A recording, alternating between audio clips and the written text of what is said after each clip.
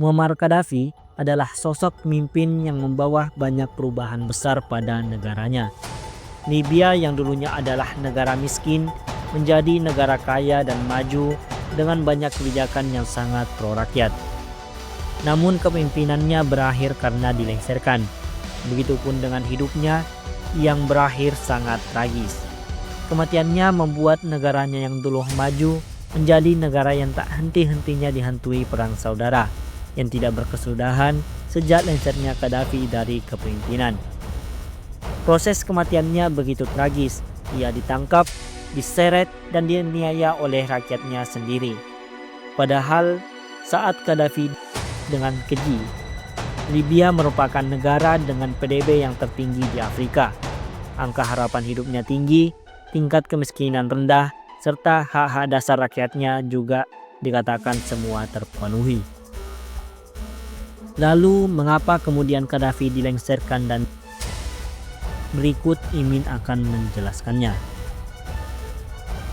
Muammar Gaddafi dengan nama lengkap Muammar Muhammad Abu Minyar Gaddafi lahir pada tanggal 7 Juni 1942 di Sirte, Libya. Saat itu Libya masih berada di bawah kendali Italia. Kemudian pada tahun 1951 memperoleh kemerdekaannya berkat bantuan negara-negara barat dengan Raja Idris I sebagai pemimpinnya. Sejak usia dini, Gaddafi dipengaruhi oleh gerakan nasionalis Arab. Inspirasinya adalah Gamal Abdel Nasser, seorang pemimpin Mesir. Pada tahun 1963, Gaddafi mendaftar di Universitas Libya di Benghazi. Belum juga lulus, ia keluar dari universitas dan bergabung dengan militer di Akademi Militer Kerajaan. Setelah lulus, pada tahun 1965, Gaddafi bergabung dengan militer dan menjabat sebagai perwira komunikasi. Dia juga sempat pergi ke Inggris untuk pelatihan militer lebih lanjut.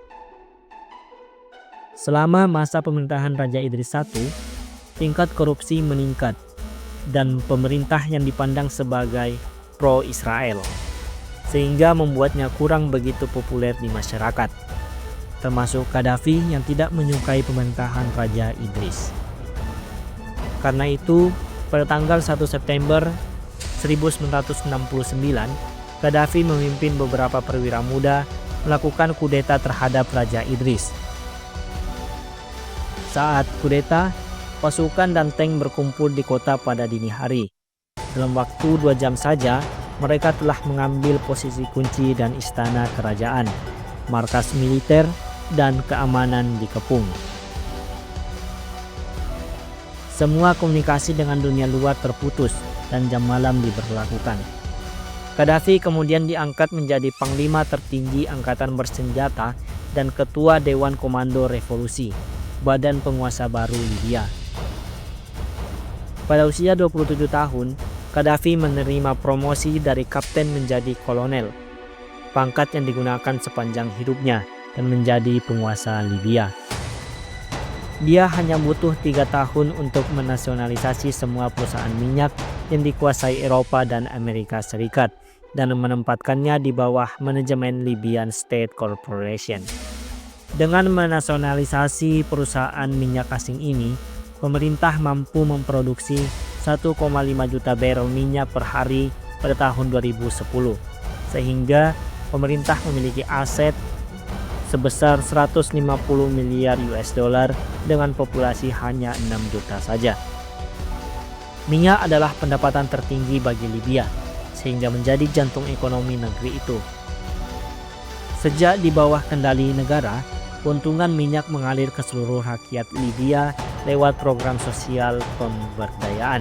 Dengan kekayaan yang sangat besar, Gaddafi membangun banyak perumahan, layanan kesehatan dan pendidikan gratis, membangun jalan bebas hambatan, bahkan membangun proyek sungai besar. Dalam pembangunannya, sumur-sumur dihubungkan melalui jalur pipa sepanjang 4 km. Dalam perencanaan, proyek tersebut akan mampu mengalirkan lebih dari 6 juta meter kubik air per hari, jumlah yang sangat besar.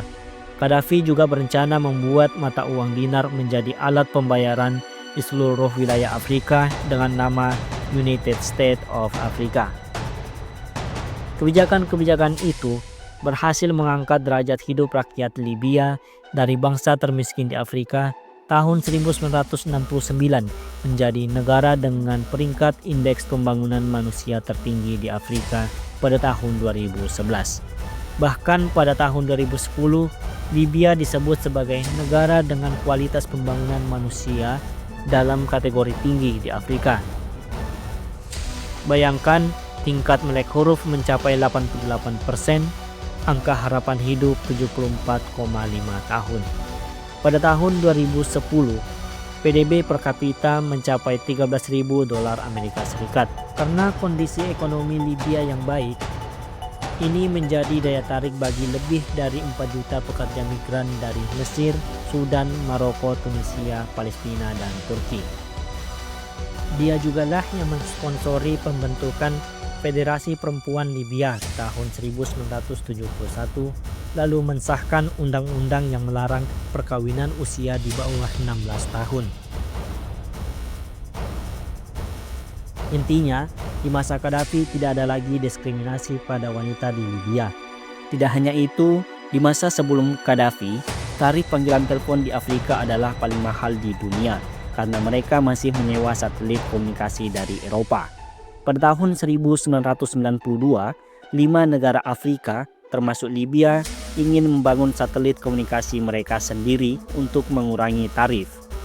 Setelah pembentukan organisasi, mereka mengajukan permohonan dana ke Bank Dunia, Dana Moneter Internasional, dan beberapa bank Eropa. Tapi hingga 14 tahun setelah pengajuan, tidak ada respon. Kemudian, Gaddafi berinvestasi sebesar $300 juta Amerika Serikat, sehingga sebagian besar dana yang dibutuhkan dalam proyek tersebut telah diselesaikan.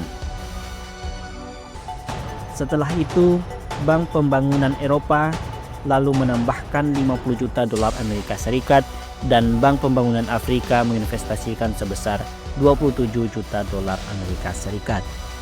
Sehingga pada tahun 2007, akhirnya Afrika memiliki satelit komunikasi pertama. Berkat adanya satelit tersebut, kini Afrika tidak hanya menjadikan biaya panggilan telepon lebih murah, tapi juga TV dan satelit telemedicine. Ini memungkinkan akses ke perawatan medis di daerah terpencil atau sulit dijangkau, menjadikan pelayanan kesehatan di Afrika, terutama Libya, menjadi lebih terjamin. Di balik prestasi-prestasi yang telah ditorehkan oleh Gaddafi dan begitu banyak perubahan positif pada Libya, lalu kenapa Gaddafi kemudian dilengsarkan dan dengan cara tidak manusiawi? Salah satu sumber mengatakan itu karena kediktatorannya, tapi sumber lain juga mengatakan bahwa itu akibat propaganda dari negara barat dan Amerika karena ingin menguasai minyak Libya yang melimpah dan sikap Gaddafi yang sangat anti barat. Jika benar karena propaganda, Amerika dan sekutunya barat sungguh sangat pemimpin terbaik Libya demi ambisinya untuk memperkaya diri dengan menguasai minyak Libya.